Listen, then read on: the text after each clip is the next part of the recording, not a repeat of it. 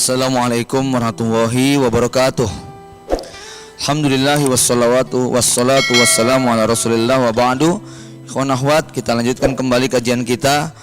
Tadi kita menyinggung tentang bagaimana pada hari dikumpulkan itu berlaku seluruh makhluk dari sejak awal penciptaan, baik itu manusia, binatang, termasuk juga bangsa jin, syayatin. Pada saat manusia menyaksikan proses mahsyar, maka binatang adalah di antara makhluk Allah yang didahulukan.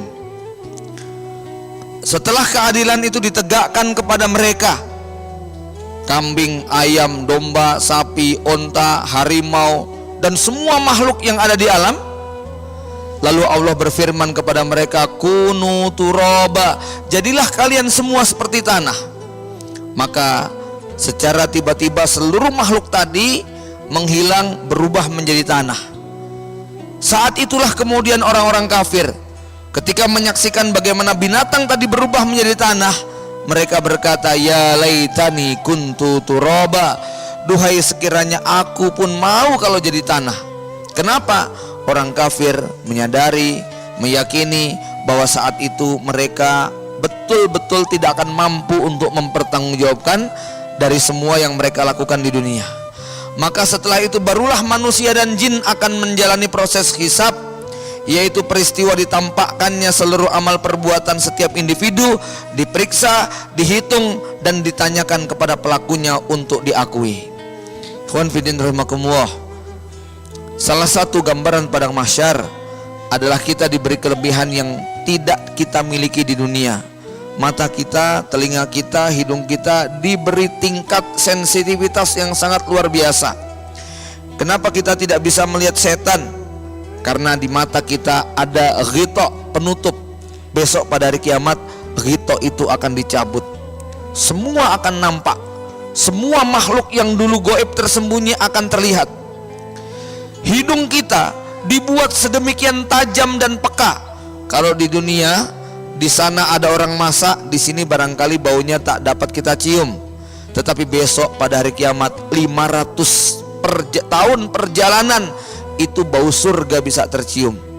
Jadi bisa dibayangkan kalau perjalanan dari sini sampai Eropa itu butuh waktu berapa tahun. Ini jarak 500 tahun perjalanan, bau yang ada di sana bisa dicium oleh manusia. Telinga kita juga dibuat sedemikian peka.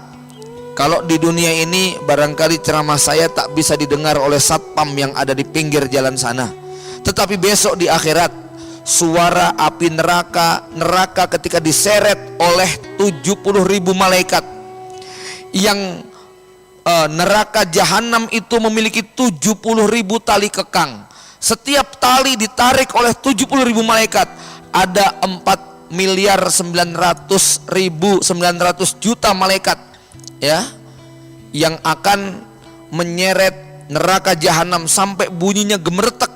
Suara neraka yang diseret itu terdengar oleh manusia dari jarak yang sangat jauh sekali, sehingga manusia bisa membayangkan bagaimana rasa takutnya mendengar kemarahan suara yang mengaum, mengerang, menjerit, sampai-sampai raungan api neraka itu membuat pecah dinding-dindingnya. Ini dimuat di dalam surat Al-Furqan. Dan inilah suasana yang akan dihadapi oleh manusia sebelum hisab itu dimulai. Ayat Al-Quran dan hadis Rasulullah SAW telah menjelaskan berbagai hal yang kelak ditanyakan dan dimintai pertanggungjawaban. Maka inilah diantara yang akan kita kaji. Hisab individu dimulai. Jadi dimulai dari setiap manusia menghadap Allah. Gak ada satupun kawan menghadap Allah dengan hati yang diliputi kecemasan dan ketakutan.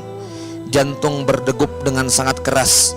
Kedudukannya di hadapan Allah seperti terdakwa yang tak memiliki pembela.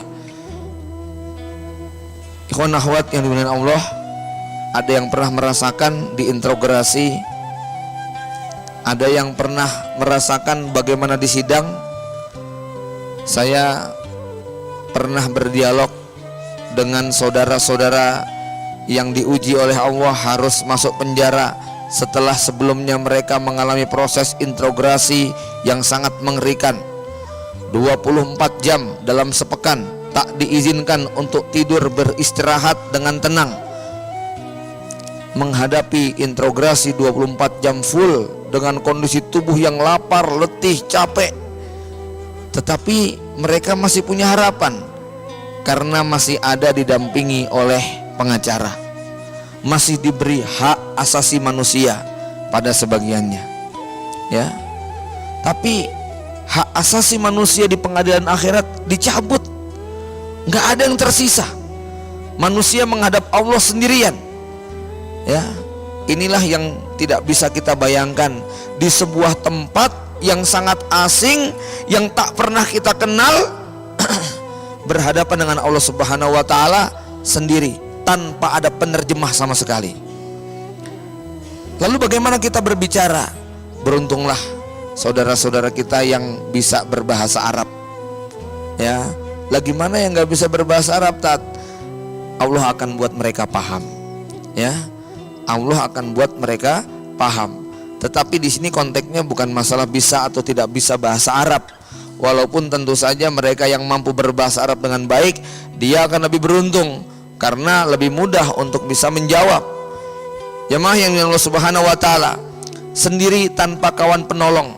Setiap orang dihadapkan kepada Allah untuk mempertanggungjawabkan seluruh amal yang dikerjakan. Ia datang sendirian tanpa disertai kerabat ataupun kawan. Tak ada yang bisa memberinya bantuan dan pembelaan, benar-benar sebagai posisi terdakwa. Ma minkum ahadun illa sayukallimuhu rabbuhu laisa bainahu wa bainahu turjuman fayanduru aymana minhu fala yara illa ma qaddama min amalin wa yanduru ama minhu fala yara illa ma qaddama wa yanduru baina yadayhi fala yara illa nar tilqa wajhi fattaqun nar walau bisikit tamrah. Dari Adi bin Hatim, Rasulullah bersabda, tidak seorang pun di antara kalian melainkan akan berbicara secara langsung dengan Allah tanpa ada penerjemah antara dia dengan Allah. Ia melihat ke kanan, nggak ada yang dia lihat kecuali amal kebaikan yang dulu dia kerjakan. Ketika melihat ke kiri, dia melihat amal jahat yang pernah dikerjakan. Ketika melihat ke depan, api neraka yang bergejolak siap membakar. Fattaqun nar, kata Rasulullah, takutlah kepada api neraka walau bisikit tamrah, walaupun bersedekah dengan sepotong kurma.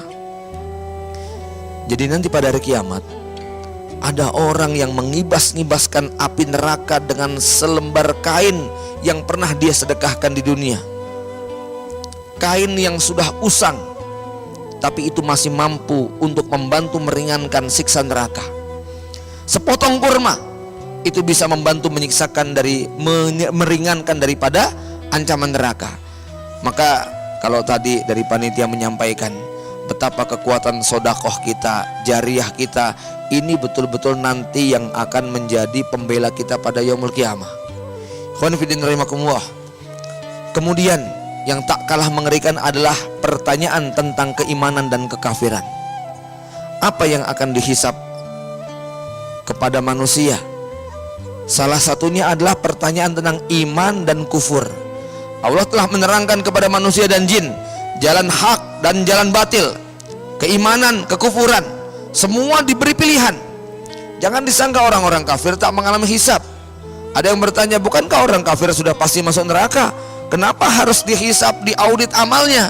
Ya, karena orang kafir dosanya berbeda-beda, tingkatannya tidak sama. Allah akan menegakkan keadilan kepada bangsa Amerika yang membombardir Hiroshima, walaupun nanti mereka semua bakal masuk neraka. Kenapa? Orang Jepang, rakyat yang tidak bersalah, tiba-tiba dihujani dengan bom atom yang kemudian menimbulkan korban ratusan ribu jiwa. Itu akan dimintai pertanggungjawaban, keadilan akan ditegakkan, walaupun akhirnya nanti mereka tetap akan masuk neraka. Begitu proses keadilan yang ditegakkan. Maka orang kafir akan ditanya, kenapa kamu kufur di dunia? Ya, ikhwan fiddin rahimakumullah, pada konteks yang lebih lebar pada kita, mereka-mereka yang tidak mendapatkan hidayah akan digugat oleh Allah. Jangan disangka jadi orang bodoh itu kemudian enak, nggak ngerti nanti bisa menjawab, saya nggak tahu ya Allah. Pertanyaannya tidak berhenti sampai saya nggak tahu. Kenapa kamu sampai tidak tahu? nanti di hari kiamat hanya ada 4 orang yang menggugat Allah atas keputusan neraka yang ditetapkan. Yang pertama, orang kafir yang meninggal dunia waktu balita. Yang kedua, orang gila yang meninggal dunia dalam keadaan masih gila. Yang ketiga, orang tua yang masuk Islam ketika sudah pikun, otaknya, akalnya tak berfungsi. Masuk Islam umur 99, dia sudah nggak bisa berpikir, nggak bisa berbicara dengan baik, sudah rusak akalnya. Yang keempat, orang pedalaman yang tidak pernah kedatangan seorang utusan, nggak ada nabi, nggak ada kiai, nggak ada mubalik, nggak ada ustadz, betul-betul tertutup dari dunia luar, dan dia sendiri nggak bisa keluar dari dunia luar itu. Orang ini nanti akan mengajukan gugatan kepada Allah. Ya Allah, kata orang gila, seandainya kau lahirkan aku di dunia dengan otak yang sempurna, tentu aku akan memeluk agamamu. Orang kafir yang meninggal dunia waktu balita juga mengatakan, ya Allah, seandainya kau izinkan aku sampai dewasa, maka aku akan memeluk ajaranmu. Orang yang pikun juga demikian, ya Allah, aku baru tahu Islam ketika akalku sudah tak berfungsi. Seandainya aku mengerti Islam ketika masih remaja, tentu aku tidak begini. Yang keempat adalah orang yang di pedalaman, yang berada dalam masa fatrah, tak ada nabi, tak ada rasul. Mereka juga komplain, seandainya aku mendapatkan seorang ustadz atau kiai, berjumpa dengan rasul dan nabi, pasti aku akan membela agamamu ya Allah. Maka Allah Subhanahu wa ta'ala kemudian berfirman kepada mereka, betulkah kalian akan mentaatiku jika aku perintahkan? Betul ya Allah, kami siap mentaati apapun perintahmu. Betul kalian akan mengatakan akan mentaati apa perintahku? Betul ya Allah. Baiklah. Allah kemudian berfirman kepada mereka, masuklah kalian semua ke neraka. Mereka kaget, mereka tidak terima. Ya Allah, kenapa kami masuk neraka? Kalau neraka kami nggak mau ya Allah. Maka Allah berfirman kepada mereka, bukankah tadi kalian mengatakan akan taat kepadaku? Di akhirat, di tempat yang kalian melihat aku, kalian tidak tunduk dan taat kepadaku. Bagaimana kalau kalian di dunia yang tidak melihat aku? Maka suka tidak suka, mau tidak mau, masuklah kalian semua ke neraka. Rasulullah SAW bersabda, seandainya mereka mau masuk ke dalam neraka, api neraka itu akan dingin buat mereka, dan setelah itu mereka akan dimasukkan ke dalam surga. Saya sering mengatakan hadis ini, hadis sahih, kabar gembira buat orang gila. Besok kalau mereka menggugat Allah, ya, disuruh masuk neraka, masuklah ke dalam neraka. Tapi macam mana orang gila akan memahami? Ya, nggak pernah ikut ngaji, ya. Tapi walau alam bisawab, saya tentu tidak berharap kita berlindung kepada Allah. Tapi siapa yang berani menjamin sampai tua nanti kita tidak diuji oleh Allah dengan yang lain? Ya. Tapi ini keadilan Allah Subhanahu wa ta'ala. Allah akan mengilhamkan di antara mereka mungkin untuk mau memenuhi perintah Allah, sehingga akhirnya mereka diselamatkan. Jadi Allah akan menggugat orang-orang kafir. Mana berhala-berhala yang dulu kalian sembah? Ya, dapatkah mereka menolong kalian? Kemudian Allah bersumpah bahwa mereka akan dimintai pertanggungjawaban atas kedustaan yang mereka lakukan, kesyirikan yang mereka lakukan, kekufuran yang mereka perbuat. Ini semua akan dimintai pertanggungjawaban. Orang kafir itu wajib sholat tidak? Wajib. Ya. Wa ma umiru illa liya'budu wa mukhlisina lahuddin hunafa wa yuqimus sholata wa yu'tuz zakah wa dzalika dinul qayyimah. Ini perintah orang kafir, perintah kepada orang kafir. Lam yakunil ladzina kafaru min ahlil kitab wal musyrikin munfaqina hatta ta'tiyahumul bayyinah. Artinya orang kafir itu tidak sholat, itu menambah dosa mereka. Kalau sholat gimana? Kalau sholat nggak diterima karena mereka belum beriman. Berarti solusinya bagaimana? Ya solusinya harus beriman dulu, baru kemudian mereka sholat, baru mereka kemudian zakat. Kebajikan mereka kalau mereka tidak beriman nggak ada gunanya. Ini ikhwan fillah rahimakumullah, orang kafir yang berbuat baik mungkin akan komplain di hadapan Allah, maka komplainnya tidak akan diterima. satu keyakinan yang harus kita pegang, ya ikhwan. Ya, semua kebaikan yang dilakukan oleh manusia kalau tidak dilandasi oleh iman dan takwa, maka nol dan tidak ada harganya. Ada banyak ilustrasi yang menjelaskan. Kalau ada anak muda, mahasiswa, dia tidak mendaftar di bangku kampusnya, di universitasnya, tetapi dia mengikuti semua kegiatan kampus, dia masuk tetapi berada di luar kelas, ujian dia ikut, tugas dia kerjakan, walaupun nilainya cum laude, kira-kira dia akan diwisuda tidak Pak? Nggak bakal diwisuda. Mungkin dia komplain, saya akan mengerjakan semuanya. Iya, masalahnya kamu belum daftar. Walaupun kamu pinter, walaupun kamu jago, walaupun tugas kamu kerjakan. Begitulah dengan semua kebaikan orang kafir. Andai kata orang kafir memberangkatkan 1000 orang jamaah umroh dan haji sekalipun, maka tidak akan diterima. Orang kafir bayar zakat, tidak akan diterima zakatnya. Orang kafir bangun masjid, tidak akan sampai pahalanya. Ya, kenapa? Syarat ketentuan berlaku untuk diterimanya sebuah amal. Ya, mirip seperti peserta lomba balap lari maraton. Walaupun dia memenangkan ribuan peserta lain, dia dinyatakan gagal untuk mendapatkan hadiah. Kenapa? Belum terdaftar di panitia. Ya, walaupun dia larinya, usahanya luar biasa, tetap saja nggak bakal diterima, nggak bakal dapat hadiah.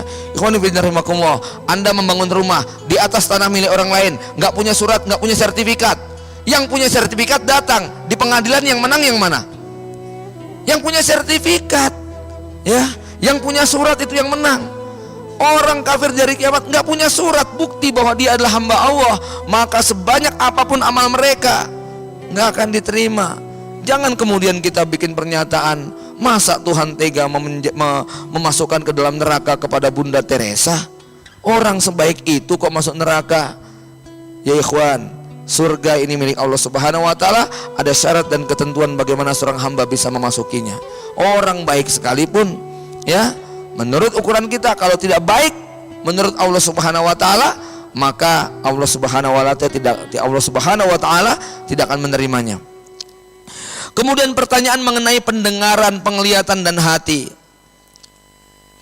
Ini menjadi musibah terbesar kita. Mata, telinga, hati, termasuk mulut kita. Inna sam'a wal basara wal fuada kullu ulaika kana anhu mas'ula. Mata, telinga, hati itu adalah sumber datangnya hidayah.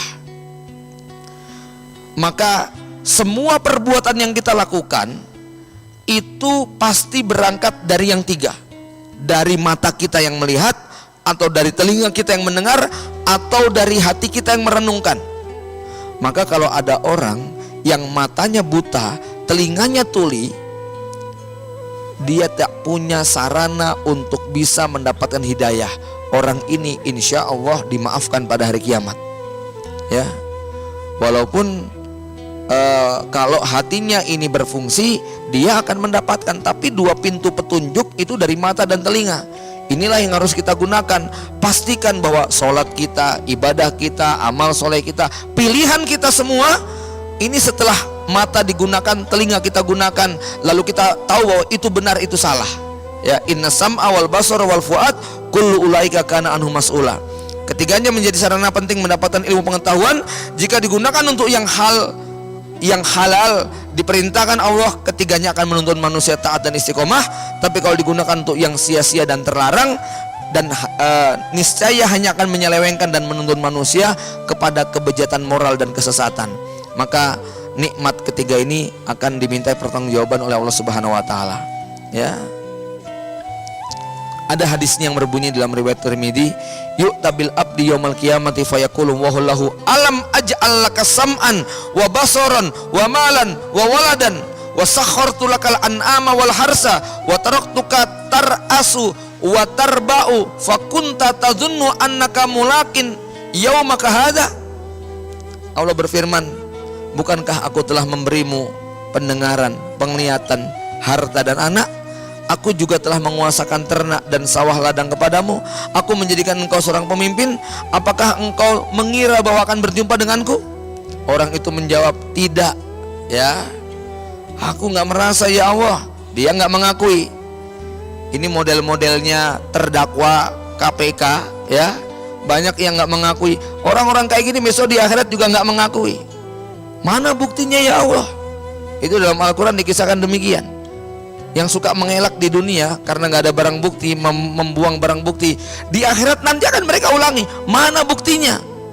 Betapa kagetnya pada saat itu tiba-tiba mulutnya dikunci, lalu tangannya, kakinya, telinganya semua berbicara, menjadi saksi. Bahkan saat itu semua benda-benda mati akan menjadi saksi.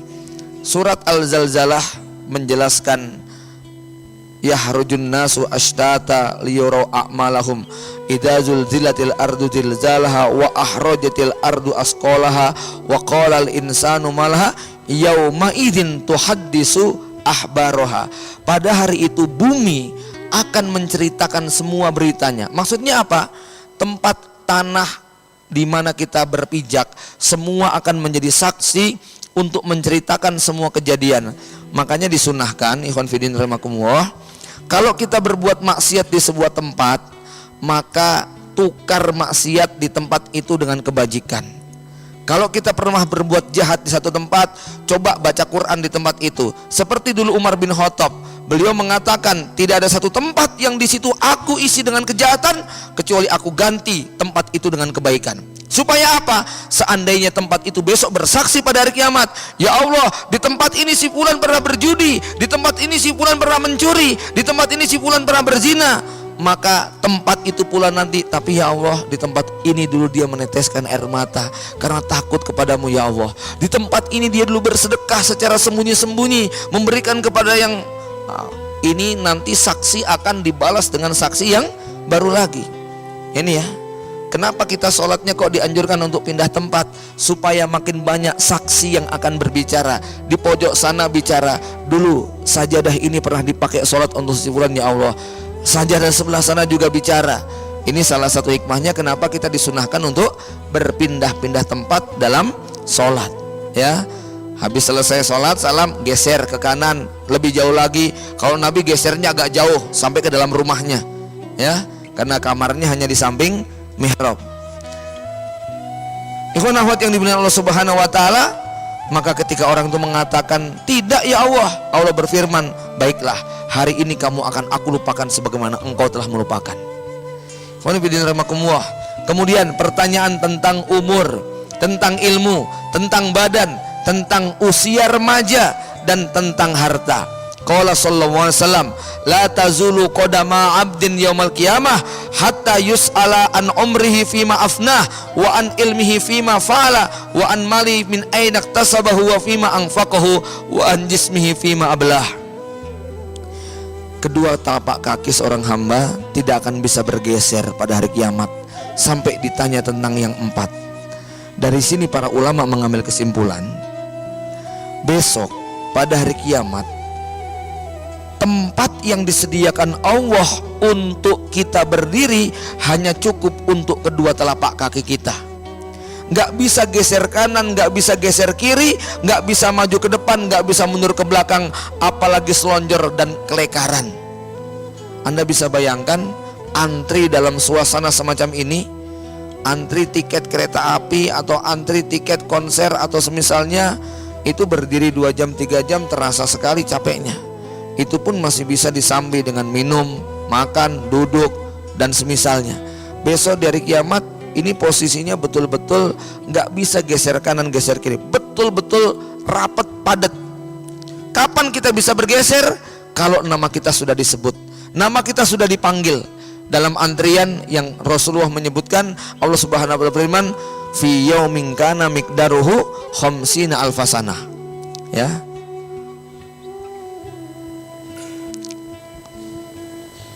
yang pertama yang akan ditanya adalah an umrihi fima afnah, tentang umurnya, untuk apa ia habiskan. Ikhwan fillah rahimakumullah, ini pertanyaan yang saya yakin kita bingung untuk menjawabnya.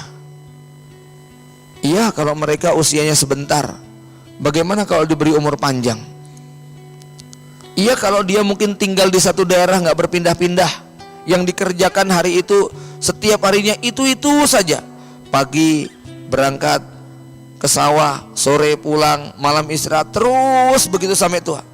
Bagaimana dengan mereka yang punya pengalaman melancong ke berbagai penjuru dunia, 24 jam berganti aktivitasnya? Sulit kita untuk menjelaskan, sulit kita untuk menjawab. Kemudian kita juga ditanya tentang ilmu yang kita punya. Ini lebih berat lagi buat orang terpelajar. Kalau anak SD barangkali sederhana pertanyaannya, tapi kalau anak SMA, apalagi anak S1, S2, S3, ini soal-soalnya tentu lebih berat. Maka para ulama nanti di akhirat ini juga yang pertanyaannya jauh lebih berat. Tapi singkatnya begini ya, jangan kemudian merasa daripada saya ditanya banyak-banyak ya nggak bisa jawab, mendingan nggak usah belajar. Ini juga berat. Kenapa? Dia nanti ketika terjerumus nggak tahu hukum ini hukum itu, pertanyaannya bukan kemudian kenapa kamu melakukan gini, saya nggak tahu ya Allah, nggak cukup sampai di situ, akan dikejar lagi, kenapa kamu sampai nggak tahu? Ya, kalau mampu menjawabnya, bebas lah, tapi sulit rasanya untuk bebas menjawab pertanyaan semacam itu. Yang paling berat lagi tentang harta. Khonifidin rahimakumullah. Ini di zaman sekarang jauh lebih berat. Saya buat ilustrasi ya. Kalau Anda dikasih duit 50.000 untuk menghabiskan selama 1 hari, lalu nanti dimintai pertanggungjawabkan buat notanya, saya yakin kita mudah untuk mengingatnya. 50.000 ngabisin 1 hari. Sore hari buat laporan untuk apa saja, kita akan ingat itu. Pagi makan soto 10.000, siang makan mie ayam, minum es teh 20.000, sore jalan-jalan beli cilok, beli ini 20.000. Itu laporannya pendek, hisapnya menjadi ringan. Tapi bagaimana kalau Anda saya kasih uang 10 miliar, habisin dalam waktu 1 pekan? Coba bisa dibayangkan kayak apa jawabnya, gimana Pak? Ya, maka orang kaya dengan orang miskin, selisih nanti untuk proses hisapnya itu sampai 50.000 tahun kata Rasulullah SAW. Ya, kemudian apa? Kalau kita buat ilustrasi sederhana, kalau ibu-ibu belanja di mall misalnya, masuklah ke Transmart ini ya, bawa duit 50.000, kira-kira di kasir lama tidak? Enggak ya, cuman bawa satu sabun isi 2 kiloan gitu kan. Tapi kalau misalnya Anda membawa 3 keranjang gitu loh ya, itu di kasirnya lama sekali, bendanya banyak sekali. Tapi nanti kalau sudah di rumah beda. Yang bawa permen 1 dinikmati cuma sebentar, yang bawa 3 keranjang bisa lama. Maksudnya apa?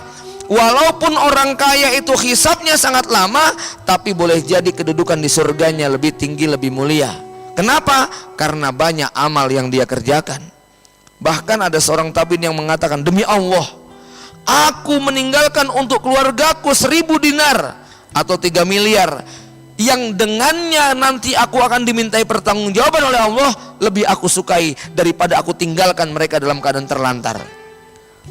Ninggalkan keluarga 3 miliar asal bisa dipertanggungjawabkan nggak ada masalah, daripada kemudian tidak kita tinggalkan lalu mereka meminta-minta, ngemis kepada sembarang orang. Ya, ini artinya apa?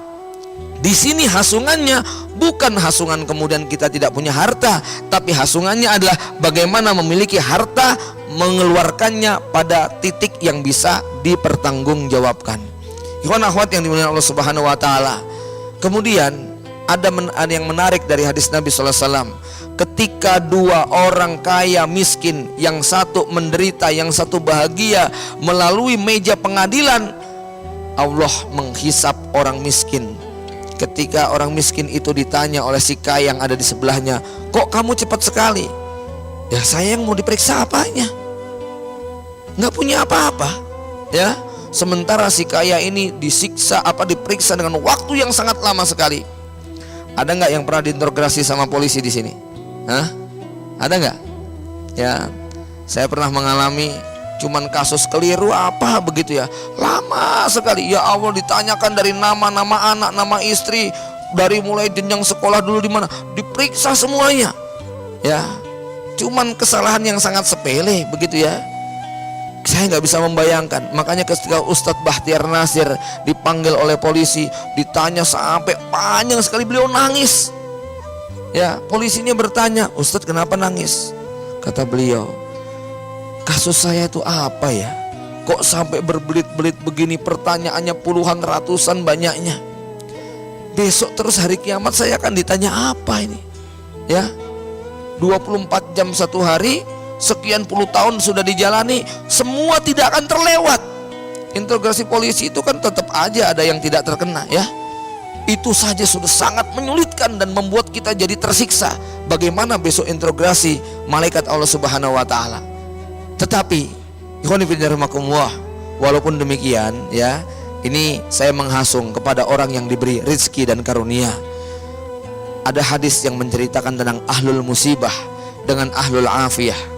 Ketika ahlul musibah begitu mudah dan ringan hisabnya, sementara ahlul afiyah begitu lama prosesnya. Lalu ahlul afiyah berkata, ya Allah, kalau memang orang yang kena musibah, orang miskin dan menderita seperti ini, Engkau beri ganjaran kepadanya. Wallahi, kalau seandainya aku tahu seperti ini, aku siap untuk menjalani kehidupan dunia dengan keadaan dagingku dicabik-cabik, digunting-gunting sedikit demi sedikit. Tapi kalau hadis ini sudah kita dengarkan, saya mau tanya sama antum sekalian, milih jadi orang susah apa orang bahagia, Pak? Milih jadi orang miskin atau orang kaya? Milih jadi ahlul musibah atau ahlul afiyah? Enggak boleh kita meminta ahlul musibah. Doa kita kepada Allah, Allahumma inna nas'alukal afiyah. Tetap saja yang kita minta kepada Allah adalah kebaikan. Yang kita minta adalah Rabbana atina fid dunya hasanah wa fil akhirati hasanah. Ada seorang sahabat Nabi, dia sakit, menderita, mengerang, menjerit, merintih, deritanya sangat luar biasa, dijenguk oleh Rasulullah SAW. Ada apa dengan saudara kalian ini? Maka sahabat tetangganya membisikkan, ya Rasulullah, saudara kita ini pernah berdoa kepada Allah, ya Allah, kalau Engkau ingin menyiksa aku di neraka, segerakan siksa itu di dunia, daripada nanti aku menanggung siksa neraka yang tiada terkira. Kira-kira doa kayak gini bagus nggak nih? Sebetulnya bagus ya, saking takutnya kepada api neraka kan. Tapi apa kata Nabi? La, jangan, kalian gak ada yang kuat untuk menerima siksa Allah. Jangan berdoa seperti itu, tapi berdoalah Rabbana atina fid dunya hasanah wa fil akhirati hasanah wa qina adzabannar. Akhirnya sahabat yang sudah berpekan-pekan sakit ini, tiap hari merintih, menjerit, mengerang dan sebagainya, diajari Nabi dengan doa Rabbana atina fid dunya hasanah wa fil akhirati hasanah wa qina adzabannar. Barulah kemudian sahabat tadi sembuh. Jadi Islam walaupun mengajarkan yang demikian, tapi tidak kemudian menghilangkan rasionalitas akal kita. Kita tetap diajarkan untuk memilih yang terbaik. Tidak sebagaimana ajaran-ajaran tertentu yang menyiksa diri mereka. Ada kan ajaran-ajaran kayak gitu, dengan mencambuki tubuhnya, dengan menyiksa dirinya. Islam tidak mengenal ajaran semacam itu. Ya. Kemudian pertanyaan yang berat pada harta ada dua. Satu, min aina iktasabahu wa fima anfaqahu. Dari mana engkau mencarinya? Yang kedua, kemana engkau membelanjakannya? Inilah yang paling berat untuk hisab harta, karena ada dua. Kalau yang lainnya hanya satu pertanyaan, untuk harta ini ada dua. Ikhwani fillah, barangkali kalau min aina iktasabahu, untuk dari mana kamu mencari, saya yakin yang sudah rajin ngaji, paham fikih muamalah maliyah, dia tidak akan memakan riba, dia tidak akan menerima suap, dia nggak akan jual narkoba, dia nggak akan jual barang haram, dia tidak akan korupsi, dia tidak akan kolusi, dia tidak akan melakukan kejahatan-kejahatan dalam masalah harta. Tetapi bukan berarti itu selesai. Kita masih menghadapi pertanyaan, kemana engkau belanjakan?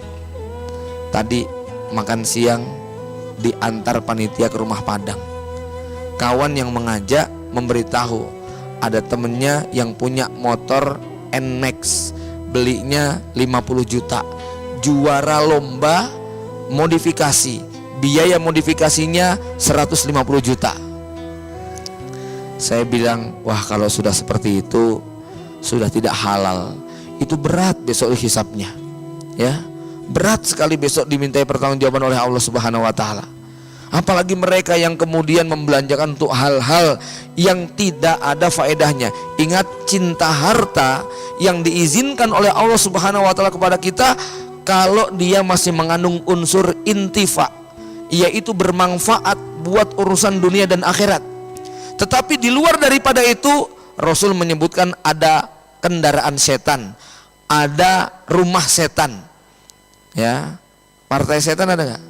Ada juga ya. Kalau itu dalam Al-Quran ya, Hizbus Syaiton ya. Khonifidin rahimakumullah. Kendaraan setan tuh yang kayak apa? Rasul menyebut kendaraan itu ada 3. 1 kendaraan milik Allah, 2 kendaraan milik setan, 3 kendaraan milik kita. Yang milik Allah yang kayak apa? Kalau dipakai buat ke majelis taklim, kalau dipakai buat menghadiri jenazah saudara kita, dipakai buat berangkat ke masjid dan seterusnya, itu kendaraan milik Allah. Kendaraan milik setan, kalau seringnya jalan-jalan ke tempat maksiat.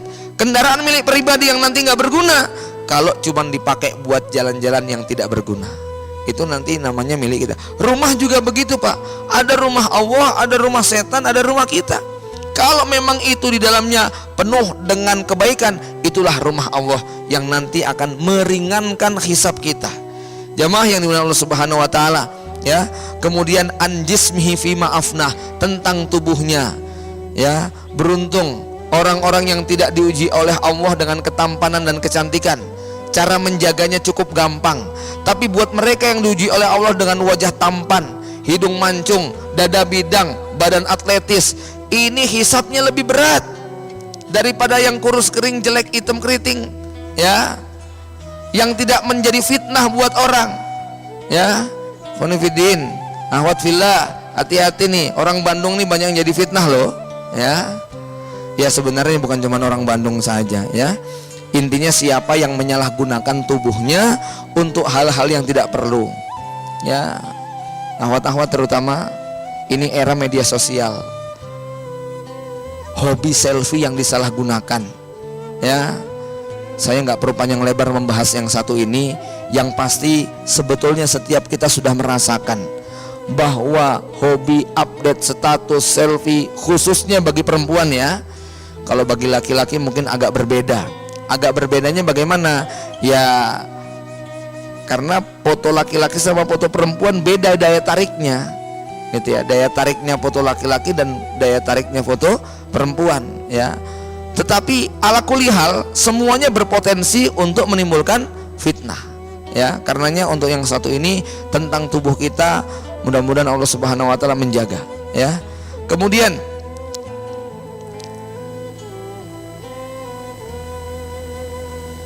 pertanyaan tentang kenikmatan.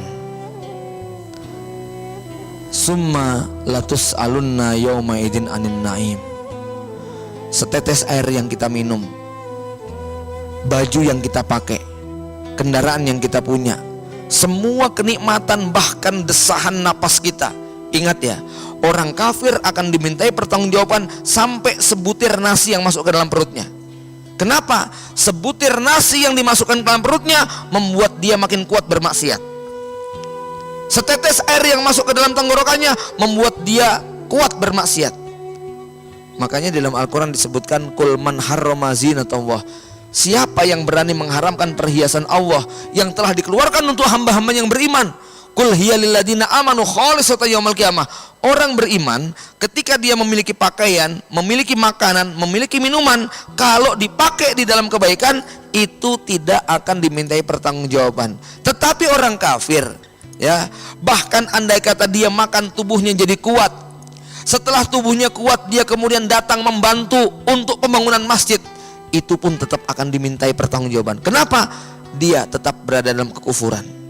Makanya Masya Allah ya, Rasulullah melihat orang kafir itu seperti pasien yang melihat seperti dokter yang melihat pasien yang sangat berharap kesembuhan pasien tadi.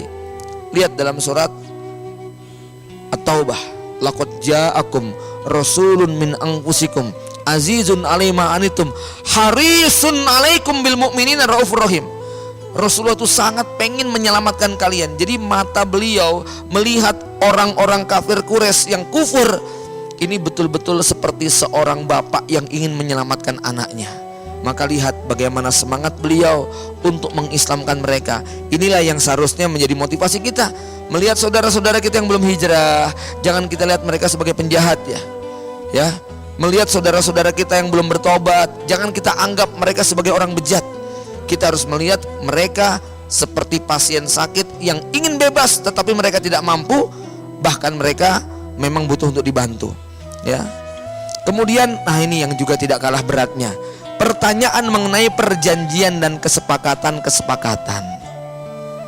Selama hidup kita bikin perjanjian berapa kali, transaksi dagang berapa kali, janji mau sedekah, janji mau membantu si fulan, janji yang banyak sekali. Segala bentuk perjanjian antara seorang hamba dengan Allah, perjanjian antara hamba dengan hamba akan dimintai pertanggungjawaban oleh Allah di hadapan Allah. Segala bentuk kecurangan dan pemutusan secara sepihak atas sebuah perjanjian akan diberi balasan yang setimpal.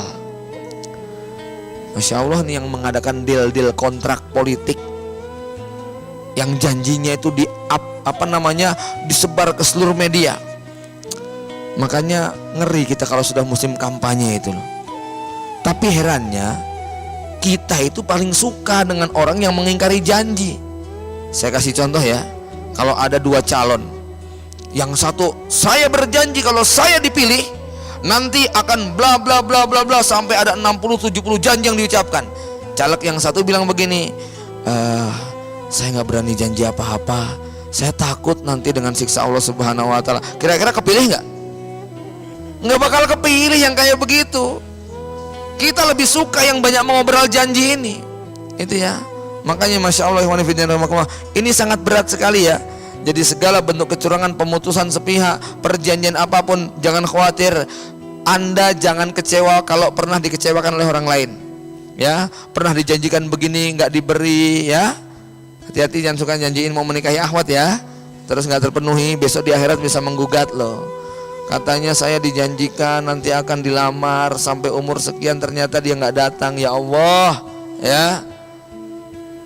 Jangan suka tebar pesona, menebar janji begini begitu kepada mereka. Kalau belum siap, tahan. Kalau sudah siap, temui orang tuanya, ya. Jangan kemudian banyak berjanji manis begini. Tapi rata-rata orang pacaran itu suka janji-janji manis nggak Pak? Memang isinya kayak begitu pacaran itu, ya.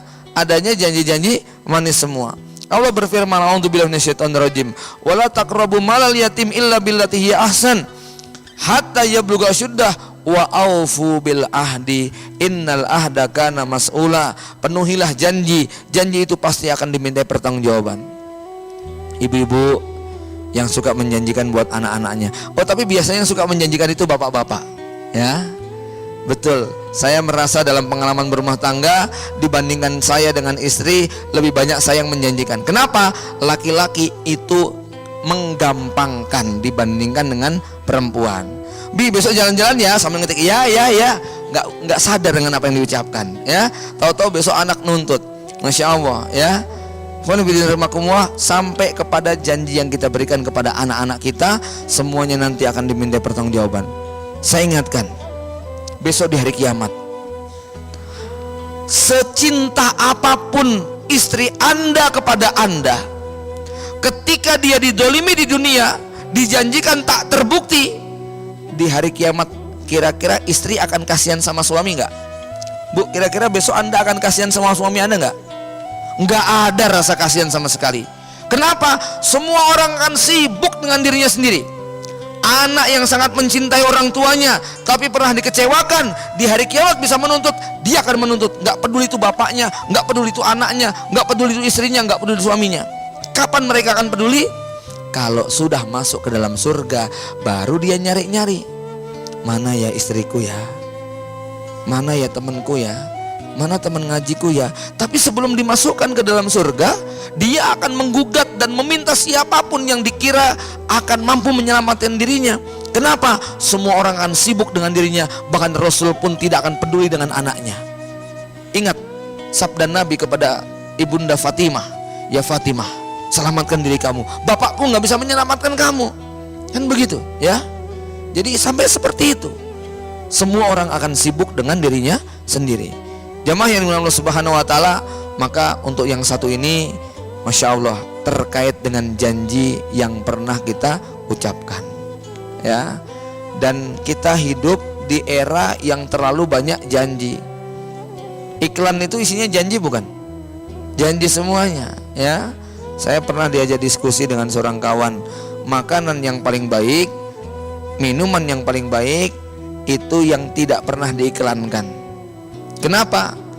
Karena iklan 90% isinya kebohongan. Bayangkan, pusing 1 menit langsung hilang, asam urat setengah menit langsung sembuh, ya, panu kurap kadas setengah menit langsung mulus. Coba ya, iklan kan kayak begitu gitu ya. Dipraktekkan nggak ada yang terbukti semuanya, ya. Makanya Nabi bersabda, iklan itu memang mendatangkan keuntungan tapi bisa mencabut berkah kalau seandainya dipenuhi dengan kebohongan, ya. Pertanyaan mengenai keluarga dan anak buah. Masya Allah ya, anak buah termasuk pertanyaan tentang rakyatnya, pengikutnya. Seorang suami kepala rumah adalah kepala rumah tangga yang bertanggung jawab terhadap istri dan anaknya. Ku anfusakum wa ahlikum naro. Ya, ibu-ibu berbahagia. Kenapa? Wanita akan ditanggung dosanya oleh 4 pria. Yang pertama adalah suaminya, yang kedua bapaknya, yang ketiga kakaknya, yang ketiga adalah bapaknya, suaminya, saudaranya, anaknya. Sementara Anda laki-laki akan menanggung 4 dosa wanita. Yang pertama adalah istri Anda. Kalau ada seorang suami yang tak peduli dengan keadaan istrinya, semua dosa istri akan dipikul oleh suami, tapi suami tidak akan bertanggung jawab terhadap istri tidak akan bertanggung jawab kepada dosa suami. Kalau ada seorang anak yang melihat ibunya terlunta-lunta, di hari kiamat anak akan bertanggung jawab kepada nasib ibunya. Kalau ada seorang bapak membiarkan anak gadisnya melakukan perbuatan nista, zina, dosa dan sebagainya, bapak akan dimintai pertanggungjawaban. Begitu juga kalau Anda seorang kakak punya adik yang terlantar, padahal Anda mampu untuk membimbing, seorang kakak akan dimintai pertanggungjawaban. Ini beratnya dosa seorang laki-laki, ya. Karena dia memang rata-rata sebagai pemimpin. Maka ayatnya berbunyi, ya ayyuhalladzina amanu qu anfusakum wa ahlikum naro. Ikhwan fillah, sering-seringlah para suami bicara dengan anak istri. Nah, kita bukan cuma pengen kumpul bahagia di dunia, tapi juga kita ingin berbahagia sama-sama sampai di surga. Ayolah ya, kita ingat nih, kalimat ini harus sering kita ajak. Masuk surga sekeluarga, ini menjadi tagline keluarga kita, ya. Kemudian barang siapa yang didebat di dalam hisab, maka pasti akan terkena siksa. Maksudnya bagaimana? Jadi begini, kalau pertanyaan malaikat kepada kita bunyinya, kenapa kamu dulu ngambil uang ini? Kalau pertanyaannya kayak gitu, itu sudah pasti disiksa, ya. Tapi kalau pertanyaannya, kamu dulu pernah mencuri, tetapi kamu mencuri karena terpaksa, anak istrimu mau kelaparan mau mati, ya, Allah memaafkan perbuatan kamu, yang punya pun sudah mengikhlaskannya. Nah, itu bukan didebat. Jadi kalau pertanyaannya itu kenapa, itu sudah otomatis akan dihukum. Nggak mungkin kita bisa menjawab, pasti kita bersalah. Tapi kalau kita ditanya oleh malaikat, kamu dulu pernah membunuh si fulan kan? Ya, tapi kamu melakukan karena terpaksa melakukannya, karena begini dan seterusnya. Nah, itu berarti kita akan selamat, ya. Kamu dulu pernah menyuap si fulan kan? Tetapi itu kamu lakukan demi mengambil hak kamu yang tidak ada cara lain kecuali dengan menyuapnya. Tapi kalau pertanyaannya, kenapa kamu menyuap dia? Itu sudah pasti orang itu nggak bisa menjawab. Inilah makna hadis yang berbunyi, man su'ila uziba. Siapa yang ditanya pasti kena siksa. Ya, makanya hisab itu ada 2, hisaban yasira dan hisaban syadida. Hisaban syadida itu dengan pertanyaan tadi, kenapa kamu begini, kenapa kamu begitu. Tapi kalau hisaban yasira itu kita hanya diperlihatkan, kamu dulu pernah punya utang kan, nggak dibayar, tapi yang punya sudah mengikhlaskan. Tapi kalau kenapa kamu dulu ngutang nggak bayar, itu sudah otomatis dia tidak akan mampu menjawab pertanyaan tadi. Kemudian hisab orang munafik dan orang yang berbuat riya. Ini di dunia nggak kelihatan itu. pamer, riya dan sebagainya, hati kita saja sulit untuk kemudian menebaknya. Maka ada satu doa yang diajarkan Rasulullah SAW, Allahumma inni a'udzubika min an usyrika bika syai'an fima na'lam wa na'udzubika fima wa nastaghfiruka lima la na'lam. Ya Allah, aku berlindung kepadamu dari menyekutukanmu yang tidak aku ketahui, dan aku beristighfar kepadamu dari yang aku ketahui, ya. Kemudian bersyukurlah kita, ikhwan fillah rahimakumullah, kita umat Nabi yang paling belakangan, tetapi proses hisabnya kita di antrian paling depan. Makanya para nabi dahulu iri pengen jadi umat Nabi Muhammad. Kenapa? Walaupun dia datangnya belakangan, setelah orang Yahudi, setelah orang Nasrani, tetapi nanti pada hari kiamat dia yang dimajukan duluan. Nahnul akhirun as-sabiquna yaumal qiyamah baida annahum utul kitaba min qablina. Kita memang manusia terakhir, tetapi kita besok yang akan pertama kali dimintai pertanggungjawaban. Cinta dan benci pun akan dihisab. Hati-hati. Anda cinta kepada orang beriman, ada pahalanya. Anda benci kepada orang beriman, ada dosanya. Anda cinta kepada orang kafir, mengagumi mereka, ada siksanya. Anda benci kepada kekufuran, ada pahalanya. Ini amalan yang tersembunyi. Kita mungkin tidak diketahui oleh orang lain, tetapi Allah nanti akan membongkar isi hati kita ini cenderung kepada siapa, membela orang kafir atau membela orang beriman. Ini semua akan dihisab. Jadi ternyata rasa senang, benci, dendam, iri, kasih sayang, sabar, ridho dan sebagainya, semua ada nilainya, ada poinnya. Bukan hanya hisab pada amal perbuatan yang nyata, hisab atas niat pun juga ada.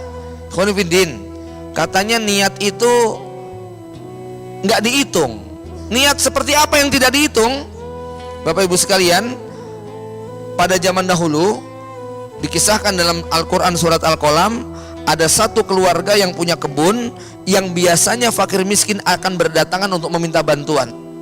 Maka keluarga ini pada malam hari sudah meniatkan diri akan ke kebun tadi memanen hasilnya sebelum orang miskin tiba. Lalu mereka mengatakan, ayo kita tidur bersama, nanti malam kita bangun segera ke kebun. Akhirnya mereka bangun malam menjelang subuh itu, tapi rupanya fatofa alaiha taifum mir rabbika hum naimun. Pada saat mereka tidur, datang bencana dari langit membakar semua perkebunan mereka. Begitu mereka masuk ke dalam kebun mereka, kaget, loh kok nggak ada panennya semua? Ini jangan-jangan kita keliru. Innaladolun qala bal antum mahrumun. Ya, akhirnya mereka sadar bahwa satu malam itu Allah menurunkan siksa. Apa kesimpulan ayat ini? Orang yang berniat berbuat maksiat, walaupun belum berbuat, tetap akan mendapatkan hukuman dan siksaan selama niatnya masih ada. Lalu maksiat seperti apa yang niatnya tidak akan dianggap? Yaitu maksiat yang tidak jadi dilakukan karena kesadaran dan takutnya dia kepada Allah Subhanahu wa Ta'ala. Kalau ada orang mau mencuri, sudah mencongkel jendela, tiba-tiba ketangkep, ketahuan, dikejar-kejar, nggak jadi mencuri, dosa nggak itu? Dosa. Kenapa? Yang menggagalkan bukan niatnya bertobat, tapi ada orang lain yang melihat. Silahkan diteruskan sendiri untuk dosa-dosa yang lainnya, ya. Kemudian ini yang tidak kalah pentingnya, awwalu ma yuhasabu bil abdu yaumil qiyamah min amalihi sholatuhu.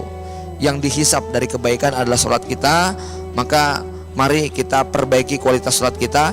Ini kalau ibadah. Kalau dosa yang diaudit pertama kali apa, Bu, Pak? Ada yang tahu? Yang pertama kali diaudit adalah masalah darah.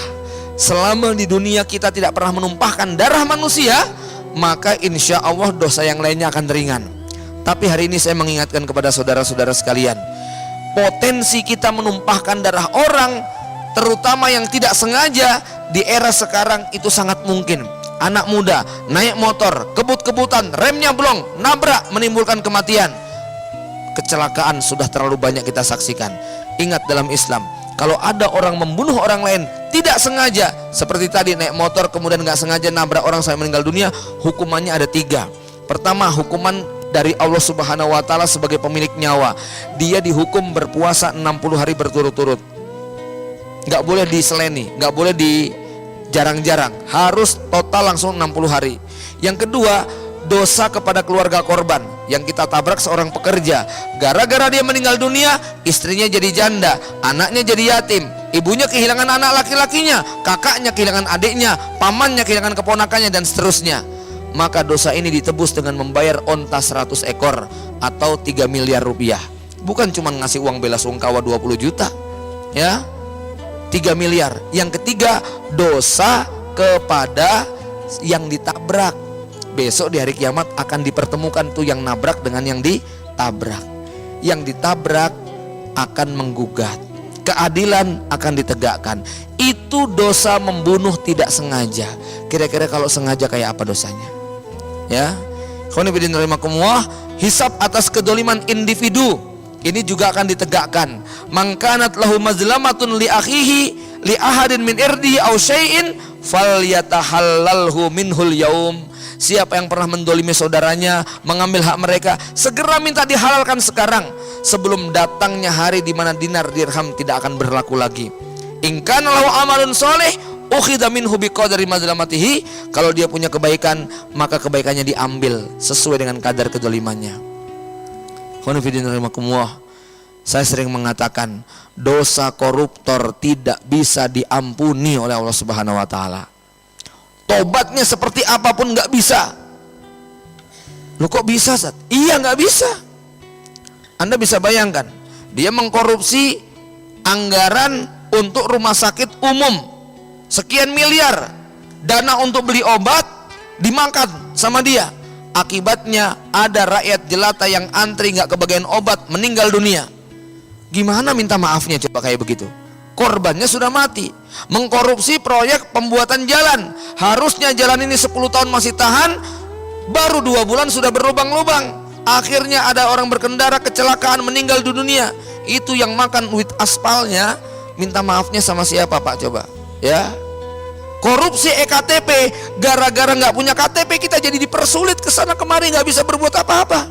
Itu meninggal dunia gara-gara antri lama sekali, itu kan? Mungkin kecapean, kelaparan, mau cari sembako, nunjukkan KTP dia nggak punya, gitu ya.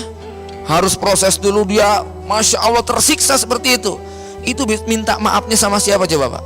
Ya, korbannya sudah nggak ada. Kalau korbannya masih ada, kita bisa minta maaf. Sekarang dia sudah keburu meninggal dunia, minta maafnya sama siapa coba? Maka ini paling berat dosa korupsi ini di akhirat itu. Saya katakan mau tobat, mau haji 10 kali, umroh setiap bulan nggak bakal diterima. Kenapa? Ini dosa kepada manusia, bukan kepada Allah semata. Ya, makanya yang paling berat, dosa tertinggi manusia, ya, dari dosa-dosa yang ada ini adalah dosa yang hubungannya dengan manusia. Walaupun itu dosanya di bawah syirik, tetapi dosa itu paling berat untuk dimintakan maaf, sebab ini berhubungan dengan manusia. Ya, sampai ketika nanti kebaikan kita habis, ternyata kok masih banyak yang menggugat, masih banyak yang menuntut, banyak yang celaka, banyak yang meninggal dunia. Mereka menggugat kepada orang yang pernah mengkorupsi tadi.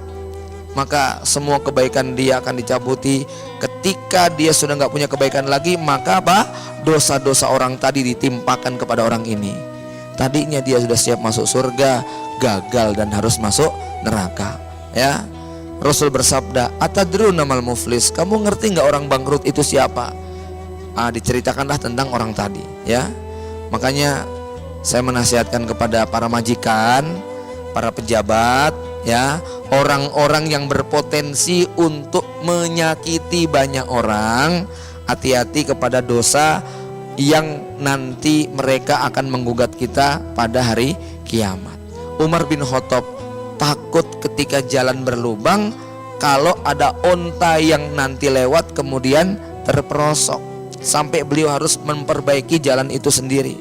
Ya, jamaah yang dimuliakan Allah Subhanahu wa taala, waktu kita sudah memasuki pukul 8:30. Sebetulnya masih banyak tema yang terkait dengan dialog, terutama ya tentang dialog di padang mahsyar. Tapi nanti mungkin ada di antara pertanyaan-pertanyaan yang menjurus ke arah sana, nanti akan sedikit kita singgung ya, dialog-dialog yang terjadi di padang mahsyar. Demikian kita masuk pada sesi tanya jawab.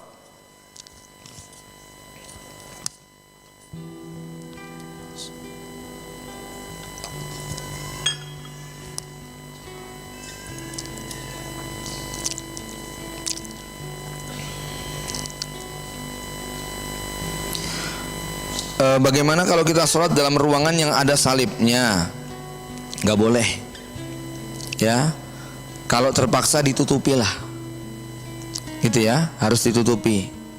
Memangnya nggak ada tempat yang lain untuk sholat? Umar bin Khattab ditawari sholat di gereja saja tidak mau. Lalu Umar bin Khattab kemudian sholat di luar gereja, ya. Jadi usahakan jangan sholat menghadap ke arah gambar, ke arah salib, ke arah tulisan. Kalau itu lebih kepada nanti mengganggu. Sah tidak sholatnya? Sah, tetap sah sholatnya, ya. Ini hanya masalah adab saja, ya. Bagaimana menyikapi atasan kita yang terkadang seperti mendoktrin dengan kata-kata yang sering atasan saya ucapkan, ya. Maksudnya doktrin seperti apa, ya? Ya, intinya kalau terkait dengan masalah salib tadi, berupayalah untuk sholat di tempat yang lebih baik dari kondisi yang semacam ini.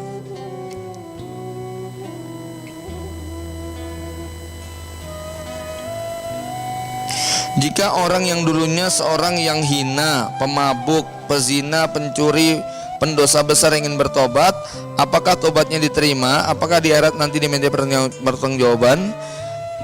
Seorang tabin mengatakan, semua dosa yang kita lakukan catatannya akan tetap tersimpan sampai hari kiamat walaupun kita telah tobat. Catatannya tidak dihapus. Seperti Anda punya utang sudah dilunasi, notanya masih disimpan. Walaupun sudah ada tulisan lunas, gitu ya. Sampai kapan? Sampai dibacakan nanti pada hari kiamat. Ya. Tetapi ada riwayat lain yang menyebutkan ampunan Allah Subhanahu wa taala tidak akan menghapuskan catatan dosa, tapi ada yang namanya al-afiyah. Apa itu afiyah? Pemutihan. Maka kita berdoa kepada Allah, Allahumma innaka afuwun karimun tuhibbul afwa fa'fu anna. Orang yang mendapatkan afiyah itu berbeda dengan orang yang mendapatkan maghfirah. Kalau mendapatkan maghfirah, catatan dosanya masih ada, tapi kalau mendapatkan afiyah, Allah akan hapuskan jejak-jejaknya. Ya, makanya kita diminta untuk bukan hanya minta ampun, tapi juga minta al-afiyah. Allahumma inna nas'aluka al-afu, bukan al-afiyah, al-afu. Allahumma ka innaka afuwun karimun tuhibbul afwa fa'fu anni. Kemudian dosa satu dengan dosa lainnya berbeda-beda. Kalau dosanya itu hanya kepada Allah semata, bertobat kepada Allah langsung selesai. Tapi kalau dosanya berhubungan dengan manusia, ada syarat yang keempat, yaitu harus minta dihalalkan. Kalau Anda pernah misalnya mencuri, ya. Jadi begini, dalam Al-Quran, dalam surat Al-A'raf ayat 35, Allah menyebutkan ada 4 tingkatan dosa. Yang pertama adalah dosa yang disebut dengan ismun.